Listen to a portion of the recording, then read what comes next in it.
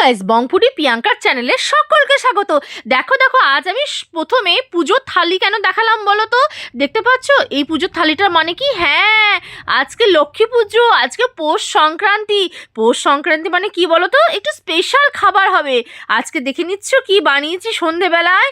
আজকে বানিয়েছি এই পাটিসাপটা। পাটিসাপটাটা হচ্ছে খেজুরের গুড় দিয়ে পাটিসাপটাটা বানানো হয়েছিল।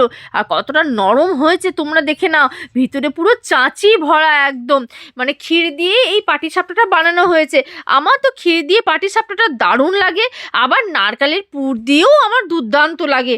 মানে এই রকম শীতকালের জমজমাট খাবার দাবার পেলে কার কার ভালো লাগে আমাকে একটু কমেন্ট করে জানিও তো। আর আজকে ডিনারটা দেখে নাও, এখানে পরোটা নিয়ে নিয়েছি, সঙ্গে নিয়ে নিয়েছি একটুখানি সন্দেশ। পরোটাগুলো কতটা ক্রিস্পি হয়েছে দেখে নাও, আর যথেষ্ট ছিল নরম, খেতেও দুর্দান্ত লাগছিল। আর এখানে নিয়ে নিয়েছি মালপোয়া, আর সন্দেশ ছিল সঙ্গে। আর আজকে একটা ভেজ তরকারি হয়েছিল। ভেজ তরকারি হয়েছে ব্রোকলি দিয়ে আলু দিয়ে দমের মতো করা হয়েছিল। এটা বেশ পরোটার সাথে ভালোই লাগছিলো, দুর্দান্ত লাগছিলো। যেহেতু আজকে নিরামিষ খাবার দাবার, সেই জন্য পেঁয়াজ রসুন ছাড়া এটা আদা জিরে দিয়ে হয়েছিল রান্নাটা।